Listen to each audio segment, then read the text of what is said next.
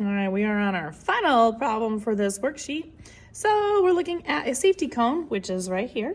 We've got some information. We've got a height of it, and we have a volume for it. We're told that we have a height of 30 inches, which you just saw, and the volume, which you just saw, 2009.6 cubic inches. We're asked to find out what the radius of this safety cone is, and that's excluding that base. So this base down here is not included. It's just the cone part of this. So what we're gonna do is we're gonna plug in the pieces that we have. We know the volume. So we're gonna plug that in, 2009.6. And then we're also gonna plug in the other pieces. So we obviously have pi, that's a symbol. So we're gonna leave that there. And we know the height of it, which is 30.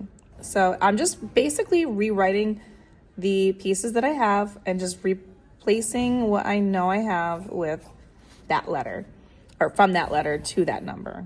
So this is all that I have. I have everything number-wise I need in order to do this except for the radius. What I'm gonna do is rearrange this equation. I want to solve for R. So what I'm gonna do is I'm gonna actually take this and this, the 30 and the pi, and I'm gonna rearrange it and put the R at the end now. So again, it depends on what you're doing and what you're looking to solve for. That kind of rearranges this. You can rearrange because it's multiplication. So I'm gonna put the R at the end. So I'm gonna do the R squared there. I'm gonna put the 30 and the pi in front of it, and then do the divided by 3. Now, we are going to get a couple of ways you can do this. I'm gonna do this step by step. Again, keep you in the loop so you know what you're doing. I wanna start off by getting rid of that division of 3. There's, again, a couple of ways you can do this. I'm gonna do it this way. So get rid of everything you can around there. So I'm gonna, instead of dividing by 3, I'm gonna multiply it by 3. And if I multiply by 3 there, I'm gonna multiply by 3 there. Now, what that's gonna do is that's gonna get these to cancel out to be 1, leaving me no fraction anymore, leaving me that 30 pi r squared. And then I'm gonna multiply the 3 times the 2009.6, and that's gonna give me 6,028.8. And then now I wanna get rid of the 30 and the pi. The only way, this is all multiplication, the way I'm gonna do this, I'm gonna actually take both of them at the same time. Since it's all multiplication, opposite operation there would be to divide both sides by what you need to get rid of. So I'm gonna do both of them at the same time, the 30 and the pi.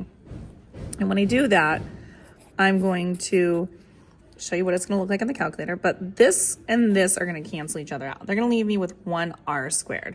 So that part is gonna be by itself as r squared. And then on my calculator, what I'm gonna show you how to do is this. Now you gotta be very careful when you're dividing by 2 things at the same time. Sometimes people do this one thing at a time. I personally am gonna show you how to do this because you wanna make sure that when you're dividing, order of operations is gonna take place in here. So you're gonna do 6,028.8. We're gonna hit the divided by button, but I wanna divide by 2 things at the same time, but there's multiplication involved. So you're gonna put a set of parentheses around here, and you're 30 with the pi button right after it, so you can see it looks just like I have it written. So it looks just the same. And that doesn't look the same because the 6 is missing. All right, let's try that again. And so we're gonna divide by, it probably was just because the display was too big, but just to double check. All right, so now what we're gonna have is we're gonna use that. And again, this is around this because you wanna make sure that it does this before it divides. And that's where a huge mistake happens. So we get this 63.96. So if I'm rounding to the nearest 10th, I would be taking a look at that 9 and saying, would I keep it 9 or would I round it up? Because of this 6, I'm gonna round this up. Now this is gonna actually round up to a whole number, which benefits us in this case. So we're gonna round that to 64. And why does it benefit us? Because 64 is a perfect square. I wanna get rid of that square button or the square number. So opposite operation is the square root. We square root both sides because once you do it to one thing, you do it to the other. And you get r is equal to roughly, not exactly, 8. And we're talking about inches here. So because it's a dimension, not 3 dimensions, it's only going to be inches, and that's it. And if you want more questions like this, find them on my YouTube, Instagram, and TikTok at U1 Algebra. All these are located in my playlist or volume.